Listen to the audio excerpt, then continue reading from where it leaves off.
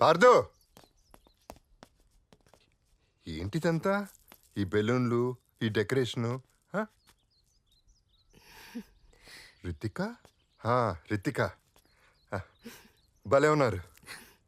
ఏంటి, ఏమన్నా స్పెషలా?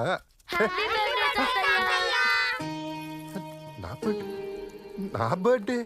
మీరే చెప్పారు కదా సార్, మన లైఫ్లో ప్రేమించారు లేకపోతే సెలబ్రేషన్స్ ఉండవని.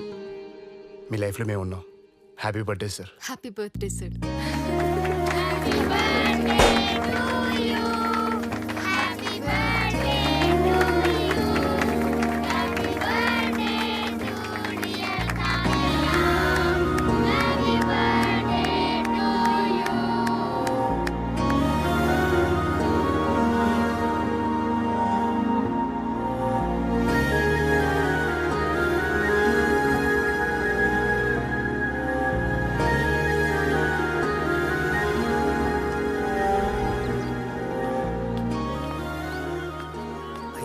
రాము, ఇట్రా. అయ్యా బాగున్నావా? బాగున్నాయ్యా. పార్దు ఎక్కడా?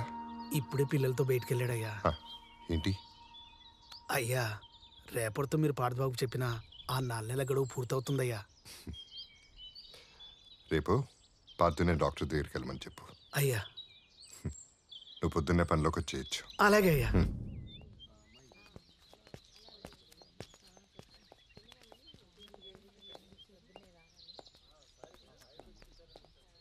ఏది నోరు తెరు. 3 పూట్ల నేను చెప్పిన కషాయం తాగండి, తగ్గిపోతుంది. తీసుకెళ్ళమ్మా. చెప్పండి. నమస్కారం అండి, గుర్తుపట్టారా? పార్థు, బాగున్నావా? బాగున్నానండి. అది మీరు చెప్పిన 4 నెలలు ఈ రోజుతో పూర్తయి కట్టి తీసేస్తా అన్నారు కదా, అందుకే వచ్చాను. మళ్ళీ ఎప్పుడెప్పుడు ఆశ్చర్యాడతానని చెప్పి 1000 కళ్ళతో ఎదురు చూస్తున్నాను సార్. 4 నెలలేమిటి, కట్లు ఇప్పటివేంటి? ఏం మాట్లాడుతున్నావు పార్థు? అదేం సార్, మీరే చెప్పారు కదా, మీరు ఇచ్చిన మెడిసిన్ పడితే 4 నెలల్లో బాగుపోతుందని. నేను అలా చెప్పలేదే. ఒక్క 5 నిమిషాలు బయట ఉండు నాయనా.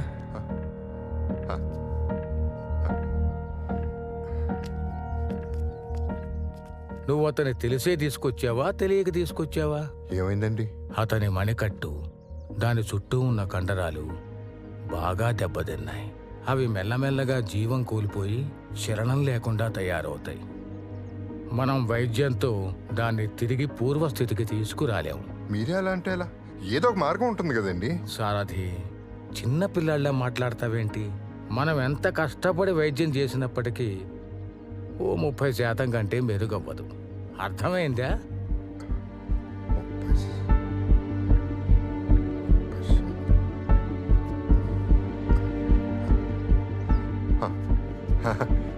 చాలండి, చాలు.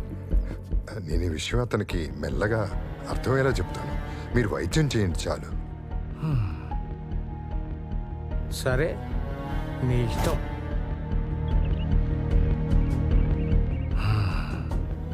జాగ్రత్త. సారథి గారు, సారథి గారు, సారథి గారు! అయ్యా పార్థు. సారథి గారు, మిమ్మల్ని. చెయ్యవరా. ఏం పార్దు, పిలుపు కూడా అరుపులాగా అనిపిస్తుంది.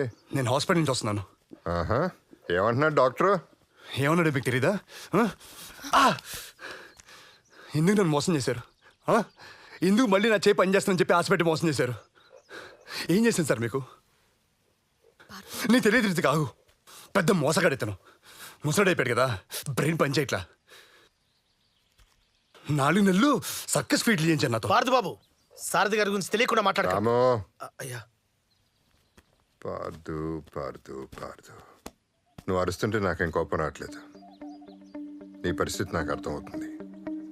ఆ రోజే నిజం చెప్పుంటే నిజంగానే ఏ లారీ కింద పడి చచ్చేవాడివి. అందుకే నిజాన్ని వాయిదా వేశాను, మోసం చేయలేదు.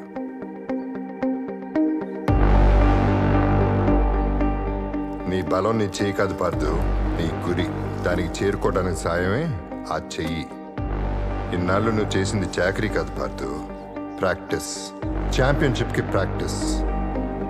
నువ్వు చేసిన ప్రతి పని కుడి చేయిని వెనక్కి తీసుకురావడానికి కాదు పార్థు, నీ ఎడం చేయిని సిద్ధం చేయడానికి. ఇప్పుడు ఎక్కుబెట్టే నీ చేయి మారింది, గురి పెట్టే నీ కన్ను మారింది. అందుకు నీ వ్యూహం మారాలి, నీ సాధన మారాలి. మార్చాను. ఈ 4 నెలల్లో జరిగింది అదే. రాము, పార్థు, నీ ఎడం చేతో ఆ రాయి తీసుకో. తీసుకో.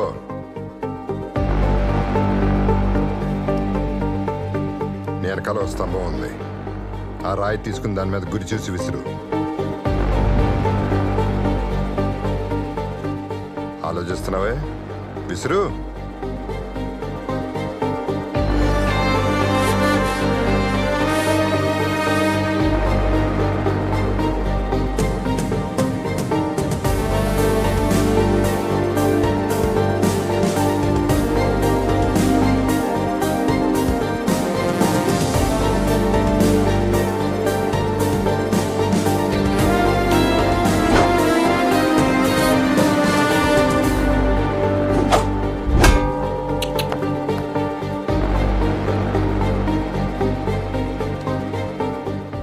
విసిరిన రాయి 100 మీటర్ల దూరంలో ఉన్న స్తంభానికి సరిగ్గా తగిలింది.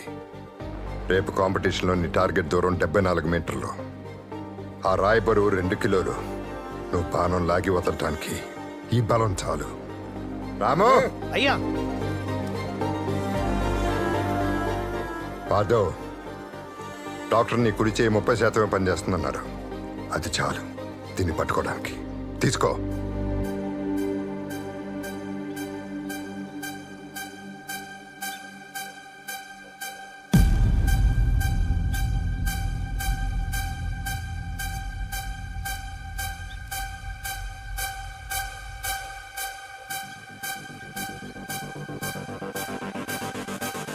పార్థవ్, విజయం నీ ఎదురుగా ఉంది.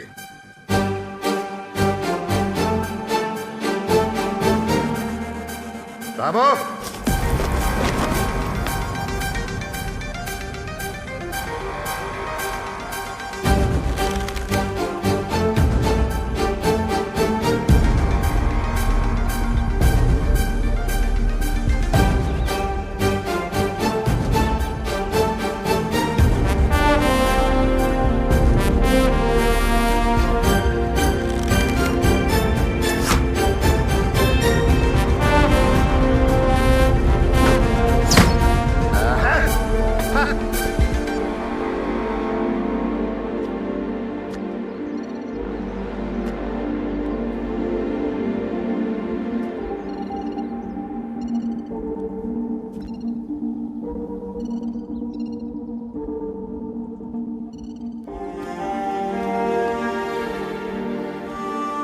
పార్థు, నా మాటని నిలబెట్టుకున్నాను.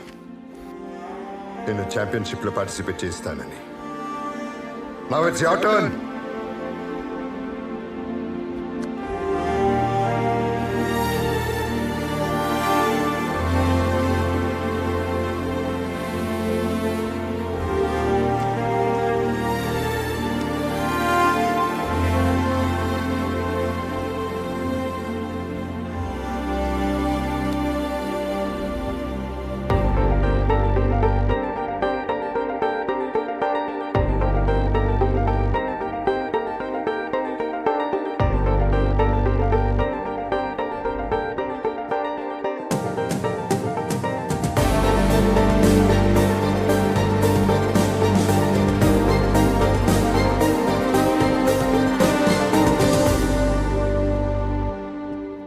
సో పార్దు, మీ ఫిట్నెస్ కండిషన్ మిస్కాండక్ట్ వల్ల పడ్డ బ్యాన్ని లిఫ్ట్ చేయమని అప్పీల్ చేయడానికి వచ్చారా?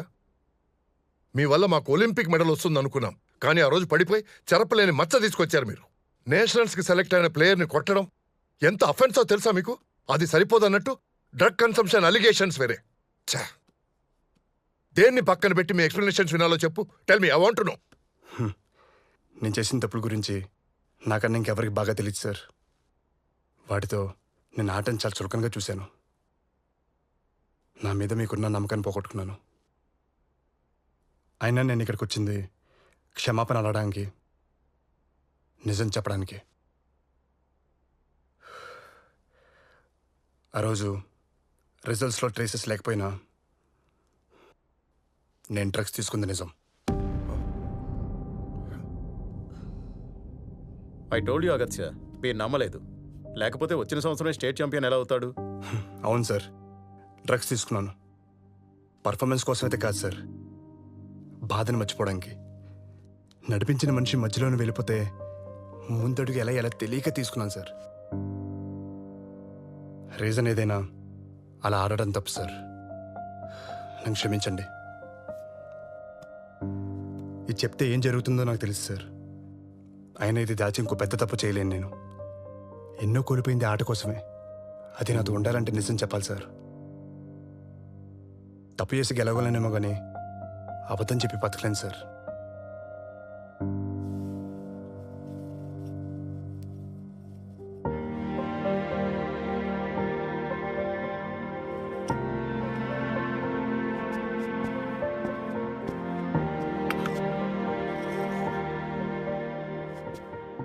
ఇది మీ మీద కోపంతో ఇవ్వట్లేదు సార్. నేను బెస్ట్ ప్లేయర్ అని చెప్పి నమ్మి నాకు ఇచ్చారు. ఈ మెడల్ నాకే రావాలని కోరుకున్న మా తాతయ్యతో ఇదే నాకున్న ఆఖరి జ్ఞాపకం. ఈరోజు ఆయన ఉండుంటే నేను తీసుకునే నిర్ణయానికి ఆయన చాలా గర్వపడేవాళ్ళు సార్. ఎందుకంటే నేను చేసిన ఏదో పనులకి ఇది నా చేతిలో ఉండడం కంటే వదిలేయడమే తనకిచ్చే గౌరవం సార్. సార్, ఇంకెప్పటికీ తప్పు చేయనని తెలుసు కాబట్టే తప్పు చేశానని ఒప్పుకుంటున్నాను సార్. Thank you.